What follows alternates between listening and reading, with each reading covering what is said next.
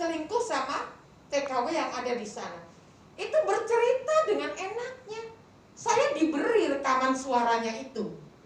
Loh, kok sudah terlalu. Kalau kemarin mungkin masa-masa kita masih sembunyi-sembunyi sehingga istri cemburu ya Pak Anwar ya. Ngeliat gelagat suaminya gimana. Masih malu-malu. Untuk menyatakan cemburu saja istri sudah malu-malu. Sekarang itu dengan saya nggak ngerti sampai saya berpikir sama seperti Pak Anwar tadi yang dirasakan. Betapa mirisnya dinamika kehidupan yang sekarang gitu. Karena mass media itu sudah menjadi dunia nyata. Bagaimana tidak Bapak Ibu kita melihat, kita mau belajar dengarkan pengajian lewat YouTube, tapi tayangan yang pertama gimana yang lesbi memamerkan kehidupan bahagianya, gimana yang LGBT, gimana yang waria yang minta pengakuan keberadaannya dan macam-macam. Nah, hal-hal yang seperti ini mungkin ini memang menjadi kita harus kerja keras Bapak Ibu sekalian. Kita harus kerja keras. Saya pernah diminta untuk isi ceramah, judulnya Keluarga Sakinah. Menurut saya setiap saya diminta itu judulnya Keluarga Sakinah, audiennya sama. Pertanyaan saya sudah yang ketiga kali saya tanya, ibu-ibu, kok saya bingung ya mau bicara apa lagi ya tentang keluarga sakinah. Sampai seperti itu. Yang ibu-ibu butuhkan sekarang apa? Ini satu majelis taklim yang umum. Yang ibu-ibu butuhkan sekarang apa? Gitu. Coba ibu-ibu sekalian, siapa di antara ibu-ibu yang sudah memahami apa itu keluarga sakinah?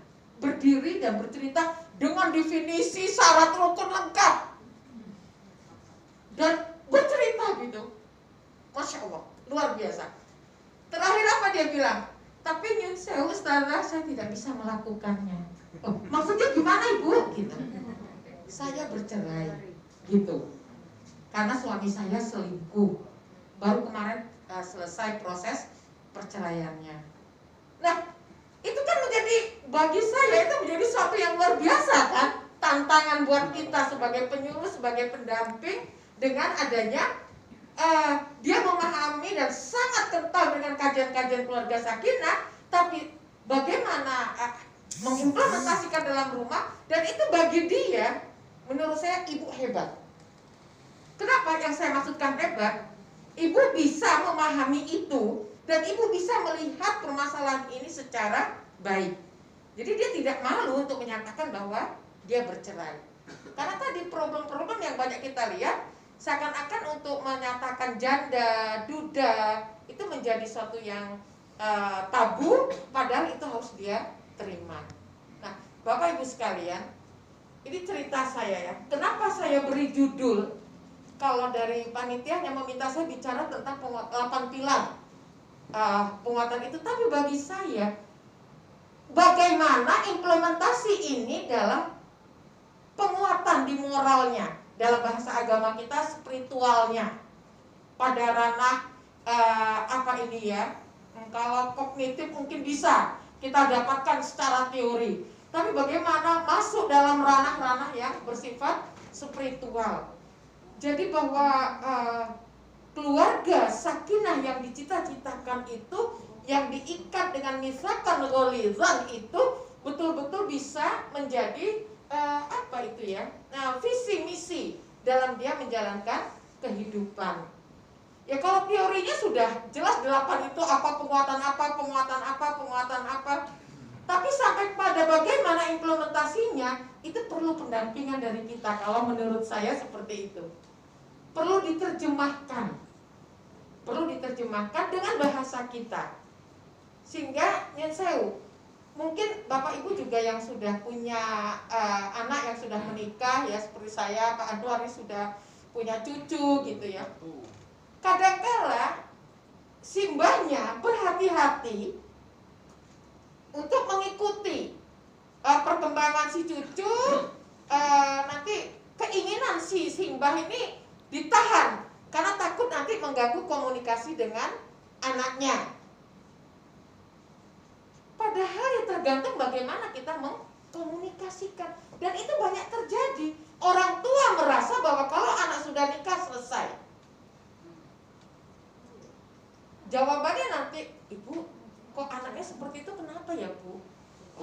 dewasa wis ben. Jadi keterpanggilan kita sebagai orang tua untuk mendampingi. Lah kalau orang tua saja tidak mendampingi si anak, si menantu, lah terus yang mendampingi siapa? Kalau si anak saja punya rasa sukar untuk bercerita itu kepada orang tua, saya pikir kita sebagai orang tua pasti tahulah, ada feeling gitu kalau melihat gejala-gejala yang gimana gitu dalam berkomunikasi antar itu, mungkin kita bagaimana kita pendampingan ini terus kita lakukan. Jadi mulia sekali Bapak Ibu sekalian, tugas Bapak Ibu di masyarakat, karena semakin kemari itu cerita ini akan semakin dahsyat.